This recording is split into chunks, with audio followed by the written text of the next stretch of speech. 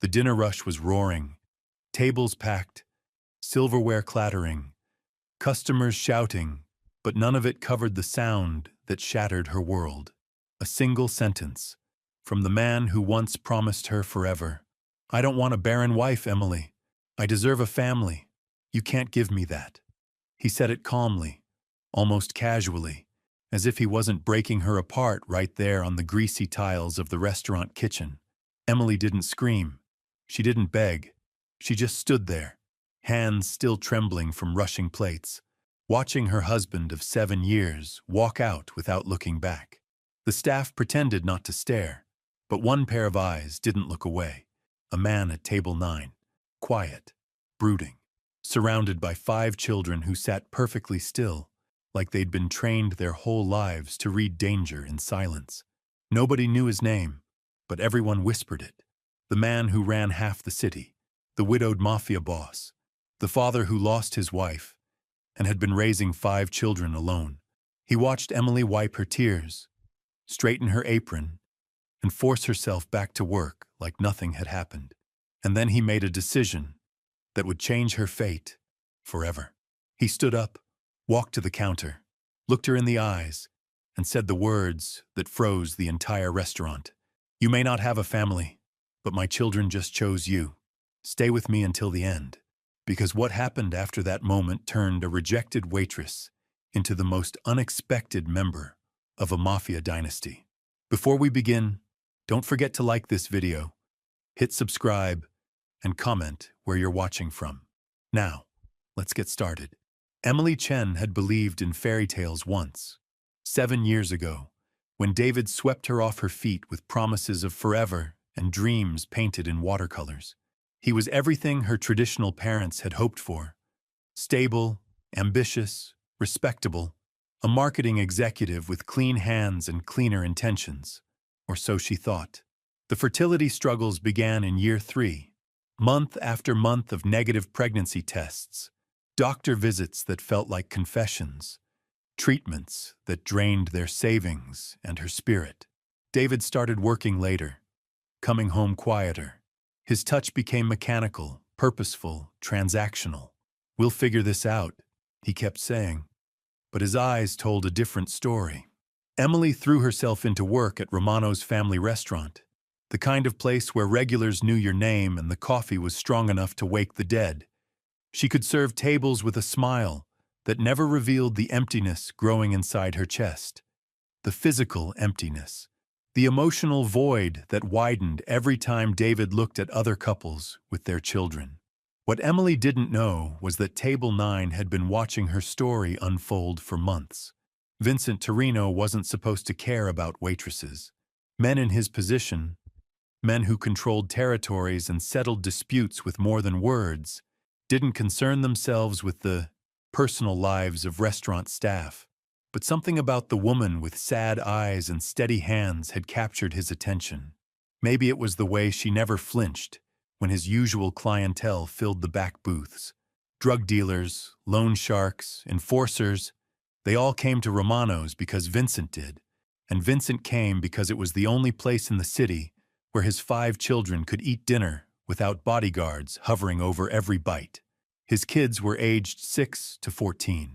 All of them scarred by loss, all of them learning to navigate a world where their father's name carried weight and danger in equal measure. Maria, his oldest at 14, had stepped into a mother role she never asked for. The twins, Carlos and Sofia, were 10 and as different as night and day. One withdrawn, one rebellious. Little Marco was 8 and still asked when Mama was coming home. And baby Isabella, just 6, barely remembered the woman who gave birth to her. They'd been coming to Romano's every Tuesday and Friday for 8 months. Always Table 9. Always the same order. And always served by Emily, who seemed to understand that these children needed normalcy more than they needed conversation. She never asked questions when Maria helped cut Marco's food. Never commented when Carlos refused to make eye contact. Never pushed when Isabella only whispered her drink order. Emily just served them like they were any other family, giving them the gift of invisibility in a world where being Vincent Torino's children made them perpetual targets. Vincent noticed everything. It was how he'd survived 20 years in a business where observation meant the difference between life and death.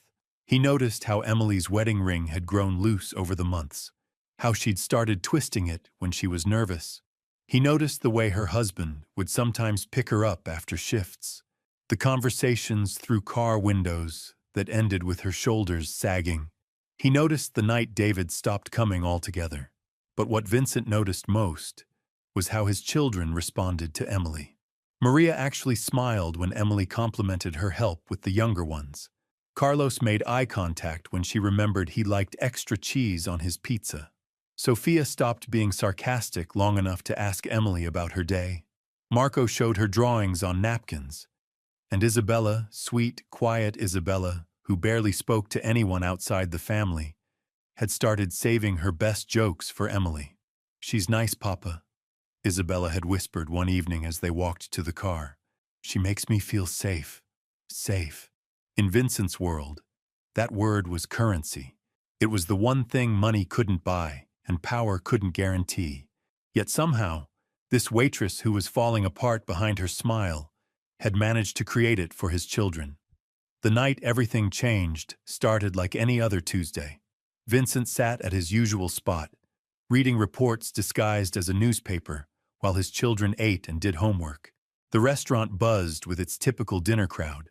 Families, couples, workers grabbing quick meals before night shifts.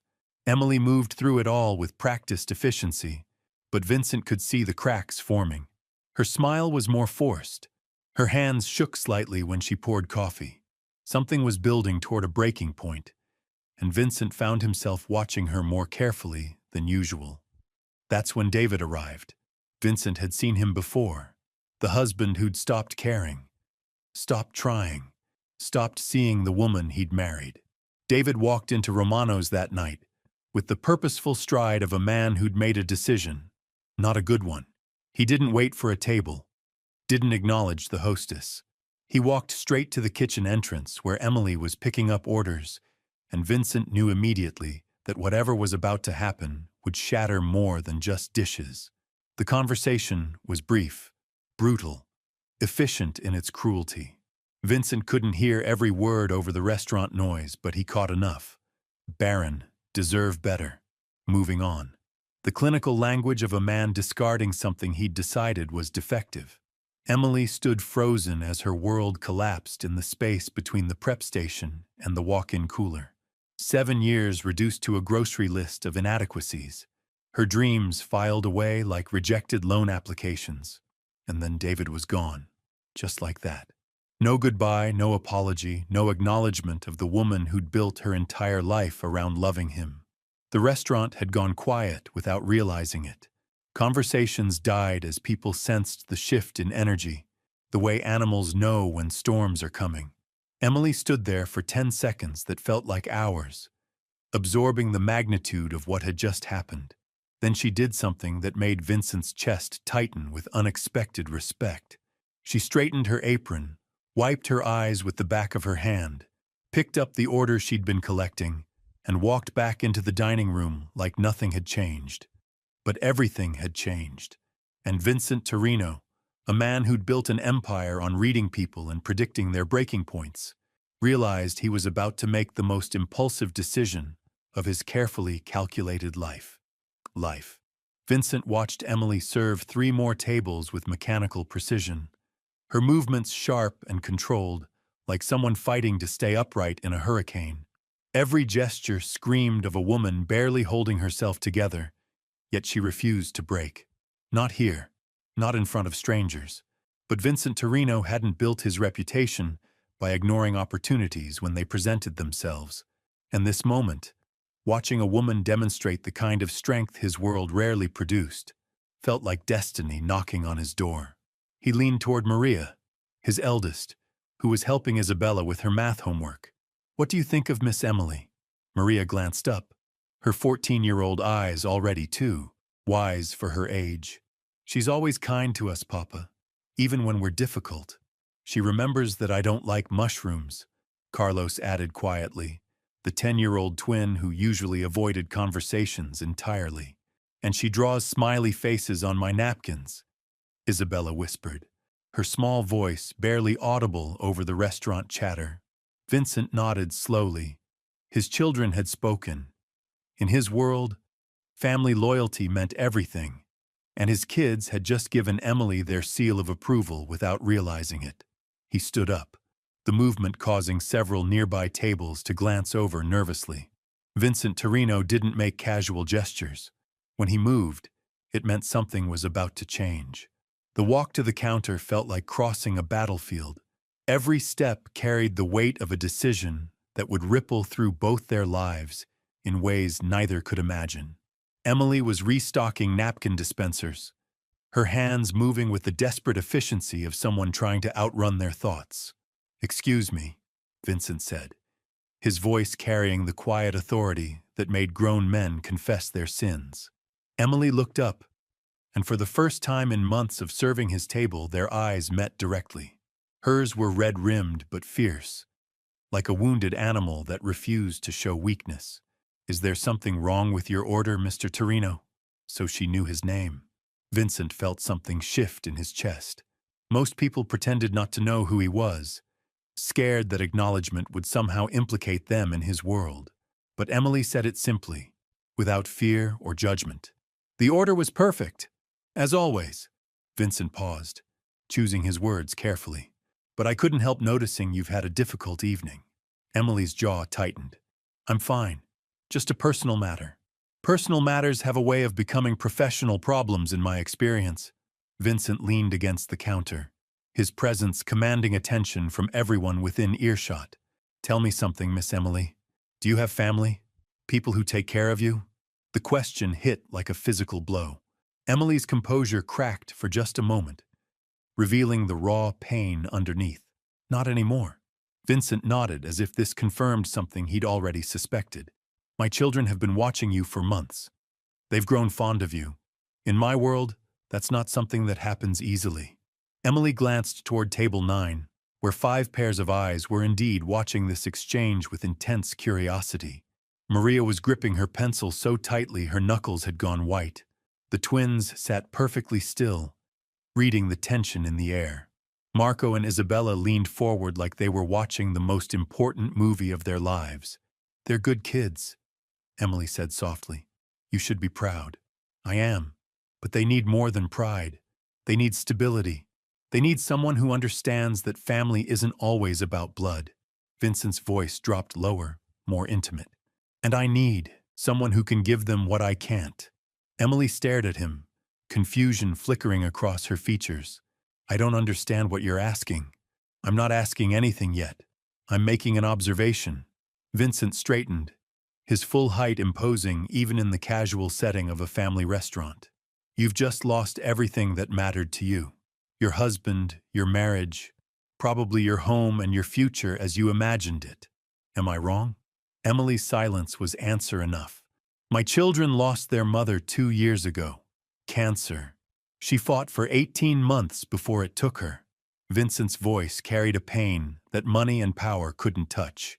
"Since then, I've watched them try to be adults when they should still be children.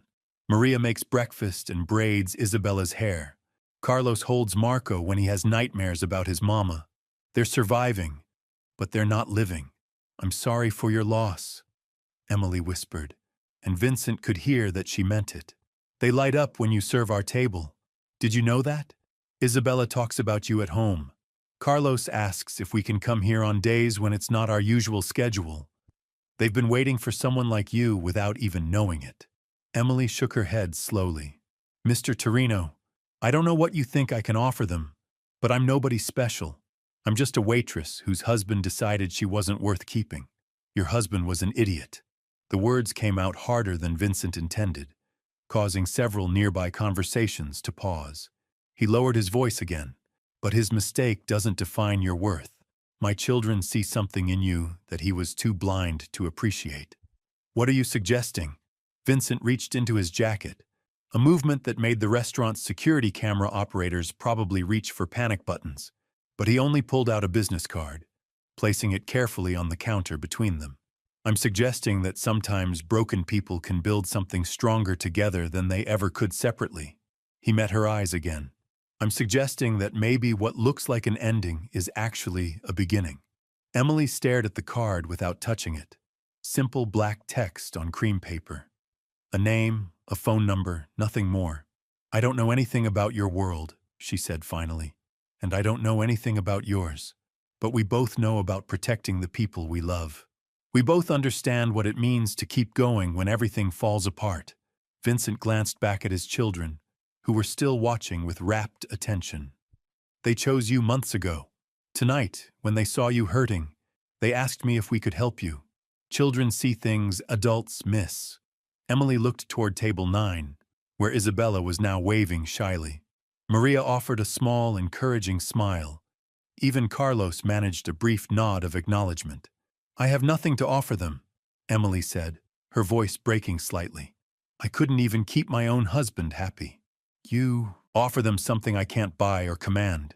You make them feel normal, safe, like they're just regular kids having dinner with their father, instead of the children of Vincent Torino. He paused, letting the weight of his name settle. In my world, that's more valuable than gold. Emily finally picked up the card, her fingers trembling as she read the simple information. If I called this number, what would happen? We'd talk. You'd meet my family properly. You'd see our home, understand what I'm really offering. Vincent's voice softened. And you'd have time to decide if broken people like us can build something worth saving. The restaurant continued buzzing around them, but their conversation felt suspended in its own bubble of possibility. Emily looked again at the children, who had somehow chosen her without her realizing it. 5 young faces that had found something in her that her own husband had declared worthless. This is crazy, she whispered. Sometimes crazy is the only thing that makes sense. Vincent stepped back from the counter, giving her space to breathe. Keep the card. Think about it. But don't take too long to decide. In my experience, opportunities like this don't wait around forever. He turned to go, then paused. Emily, your husband said you couldn't give him a family. He was wrong. You already have one. You've just been serving them dinner twice a week without knowing it. Vincent walked back to table 9, leaving Emily standing at the counter with his card clutched in her trembling fingers. The weight of his words hung in the air like smoke from an extinguished candle. Papa, is Miss Emily coming home with us? Isabella's voice carried across the restaurant with the innocent hope only children possess. Not tonight, Piccola, Vincent replied, settling back into his chair. But maybe soon. Emily watched this exchange, her heart hammering against her ribs. In the span of 20 minutes, her entire world had been dismantled and reconstructed. David's rejection had left her feeling worthless, discarded like yesterday's newspaper. But Vincent Torino had just offered her something she'd never expected. Purpose, belonging, a chance to matter to someone again. The rest of her shift passed in a blur. She moved through the motions of serving tables, taking orders, refilling coffee cups, but her mind kept drifting to the business card in her apron pocket. Every few minutes, she'd glance toward table 9, where the Torino family finished their meal with the same quiet efficiency they'd shown for months.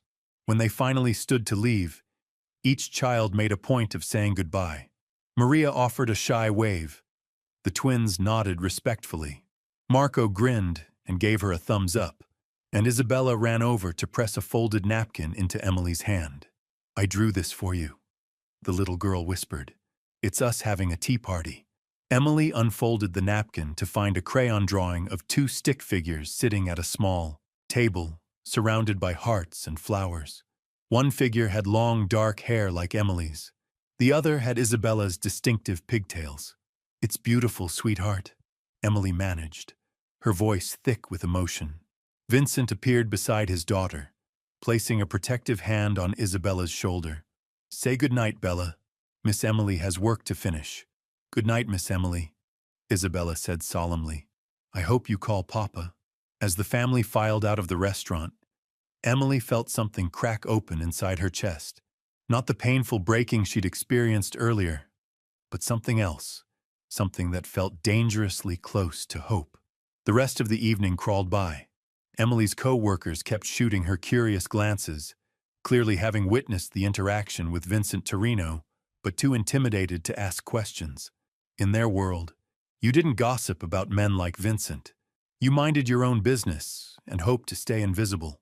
But Emily couldn't stay invisible anymore. Not after what had happened. Not after being offered a lifeline she'd never imagined possible. By closing time, she'd made her decision. She drove to the address printed on Vincent's card, her hands gripping the steering wheel so tightly her knuckles went white. The house sat in the city's most exclusive neighborhood, a sprawling Mediterranean-style estate surrounded by high walls and discreet security cameras. It was the kind of home that whispered power and money in equal measure. Emily almost turned around 3 times before finally pulling into the circular driveway. This was insane. She was a waitress from the wrong side of town, about to knock on the door of one of the most dangerous men in the city. What could she possibly offer his children that their father's wealth couldn't provide? But then she remembered Isabella's drawing, still folded carefully in her pocket. She remembered Maria's smile when she'd complimented her help with the younger children. She remembered Carlos making eye contact for the first time in months. She remembered Vincent's words, "They chose you months ago." The front door opened before she could knock. Vincent stood there in casual clothes, jeans and a simple black sweater that somehow made him look more approachable than his restaurant attire. But his eyes still held that calculating intensity that marked him as someone not to be underestimated. "I wondered if you'd come tonight," he said simply. "I couldn't stop thinking about what you said." Emily's voice came out steadier than she felt, about broken people building something stronger together. Vincent stepped aside, gesturing for her to enter. The foyer was elegant but not ostentatious, decorated with family photos rather than expensive art. Emily could see the children's personalities reflected in the space. Isabella's drawings hung on a bulletin board. Soccer trophies lined a shelf.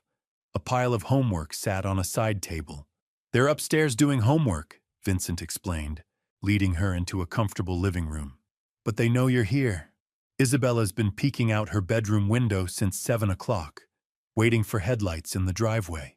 Emily sank into a leather armchair, suddenly overwhelmed by the magnitude of what she was considering. "I don't know anything about being a mother figure.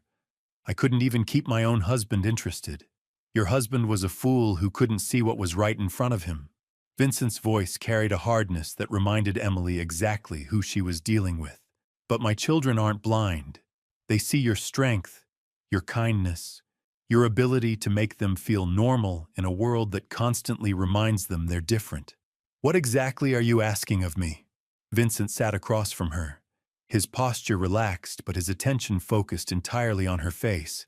"I'm asking you to be part of our family, not as hired help, not as a temporary solution, but as someone who belongs here, someone who cares about these kids as much as I do. And in return, you get a home, security, a chance to be the mother you always wanted to be, just not in the way you expected." Vincent paused, his expression softening. "And you get 5 children who already love you, even if they don't fully understand what that means yet." Emily felt tears prick her eyes. After years of fertility treatments and disappointments, after being told she was worthless because she couldn't conceive, here was a man offering her the one thing she'd always wanted, a family. "There's something else," Vincent continued, his voice dropping lower. "This isn't just about the children. What I saw in you tonight, the way you held yourself together when everything fell apart, that's not something I encounter often in my world. You have a strength that can't be bought or commanded. And frankly, I need that as much as my children do." Emily met his gaze, seeing something vulnerable beneath the controlled exterior. Vincent Torino, the man who commanded respect through fear and power, was admitting he needed help. He was trusting her with his most precious possessions, his children. "What about your work, your other life?" Emily asked carefully. "That stays separate, always. My children don't know the details of what I do, and they never will. What I'm offering you is a chance to be part of the safe space I've built for them. The normal life I try to give them, despite everything else. Emily thought about her empty apartment, her failed marriage, her job serving tables to people who barely saw her as human. Then she thought about Isabella's shy waves, Maria's grateful smiles, the way all 5 children had somehow claimed her without her realizing it. If I say yes, what happens next? Vincent leaned forward, his intensity focusing like a laser. You move in this weekend. We tell the children you're going to be living here helping take care of them. We figure out the rest as we go. Just like that? Emily, I've built an empire by recognizing opportunities and acting on them quickly. What I'm offering you is the chance to build something real, something lasting, something that matters more than money or power or any of the other things people think they want. Emily closed her eyes, feeling the weight of the decision settling on her shoulders. When she opened them again, Vincent was still watching her with that patient intensity. Your children really chose me? From the first night you served our table, they started asking when we could come back to the nice ladies' restaurant. Isabella practices conversations with you in the mirror. Maria defends you when other kids at school make jokes about waitresses. They've been preparing for you to be part of our lives without even knowing it. Emily felt something break open in her chest. But this time it wasn't pain. It was possibility. Hope. The chance to matter to someone again. Okay, she whispered. Yes. Vincent's smile was the first genuine expression she'd seen from him all evening. The children are going to be over the moon. Can I see them, just for a minute? Vincent stood, extending his hand to help her up. They're probably all crowded around the top of the stairs listening anyway. Subtlety isn't exactly their strong suit. As they walked toward the staircase, Emily heard the sound of quickly retreating footsteps and muffled whispers. By the time they reached the second floor, all 5 children were standing in the hallway in their pajamas, trying to look casual and failing miserably. Miss Emily! Isabella broke ranks first, launching herself into Emily's arms with the fearless abandon of a 6-year-old who'd just gotten her dearest wish. Hey, sweetheart, Emily murmured, holding the little girl close. I hear you've been waiting for me. Are you going to live here now? Marco asked, his 8-year-old face bright with hope. Papa said you might be our new family, Sophia added, the rebellious twin suddenly looking younger than her 10 years. Emily looked at Vincent, who nodded encouragingly. Yes, she said, her voice growing stronger with each word. If you'll have me, I'd very much like to be part of your family. The hallway erupted in cheers and hugs and excited chatter about room arrangements and breakfast preferences and 100 other details that suddenly mattered enormously. Emily found herself in the center of a whirlwind of acceptance and joy, feeling more wanted than she had in years. Over the chaos, she caught Vincent's eye. He was leaning against the wall, watching his children embrace their new reality with something that looked suspiciously like relief on his face. Emily Chen had woken up that morning as a rejected wife, with no prospects and no hope. She was ending it as the chosen mother of 5 children, who needed her as much as she needed them. Sometimes the most unexpected endings turned out to be the most perfect beginnings. 3 weeks later, Emily stood in front of the bathroom mirror at 5 in the morning, practicing how to braid hair. Her fingers fumbled with the sections, dropping strands and starting over for the 10th time. Isabella would be awake soon, expecting the same perfect French braid her mother used to do. The house felt different in the pre-dawn quiet, less intimidating, more like the home Vincent had promised it could become. Emily had moved in the previous weekend with nothing but 2 suitcases and a heart full of terrified hope. Now her clothes hung in the walk-in closet of what used to be the guest room. Her books lined the shelves, and her coffee mug sat in the kitchen cabinet next to 5 smaller ones decorated with cartoon characters. The transformation hadn't been seamless. Marco still called for his papa when he had nightmares, forgetting that Emily was there now. Sophia tested boundaries daily, pushing to see if this new mother figure would abandon them like everyone else seemed to. Carlos watched Emily with the suspicious eyes of a child who'd learned not to trust promises from adults. But there were victories too, small ones that felt monumental. Isabella had started climbing into Emily's bed on Saturday mornings for cartoons and pancakes. Maria had shyly asked for help with her algebra homework, admitting she'd been struggling alone for months. Even Carlos had begun leaving his drawings on the kitchen counter where Emily would see them, though he still pretended not to care when she praised his work. Vincent remained an enigma. Professional during the day, disappeared into his study for phone calls. Emily learned not to interrupt, but surprisingly present in the evenings. He helped with homework, refereed sibling arguments, and tucked the younger ones into bed with the patience of a man who'd been doing this alone for too long. Emily caught glimpses of the father beneath the reputation, the man who read bedtime stories in different voices and remembered which child needed extra reassurance after bad dreams. They danced around each other carefully, two adults learning to share space and responsibility without stepping on emotional landmines. Vincent never pushed for more than Emily was ready to give, and Emily tried not to analyze the way her pulse quickened when he smiled at something she'd done for the children. The morning routine had become their testing ground. 5 children, 5 different personalities, 5 sets of needs to navigate before 7:30 school departure. Emily had quickly learned that Marco needed his cereal in a specific bowl, that Sophia would only eat toast cut into triangles, that Carlos required absolute silence during breakfast, or he'd shut down completely. She was getting better at it. The chaos felt less overwhelming now, more like a complex dance she was finally learning the steps to. But this morning felt different, heavier. Vincent had been on edge the night before, taking 3 separate phone calls that sent him pacing into his study with increasingly sharp voices. Emily finished her braid practice and headed downstairs to start breakfast. The kitchen was already occupied. Vincent sat at the island with a cup of black coffee and a newspaper, but his attention was clearly elsewhere. Dark circles shadowed his eyes, and his usually immaculate appearance showed signs of a sleepless night. "Good morning," Emily said softly, not wanting to startle him from whatever thoughts were consuming him. Emily's story proves that sometimes our greatest rejections become our most unexpected blessings. A woman told she was worthless found her worth in 5 children who chose her heart over biology. Vincent found the missing piece his family desperately needed, and together, they built something stronger than either could have imagined alone. Because real family isn't about the children you carry, it's about the love you choose to give.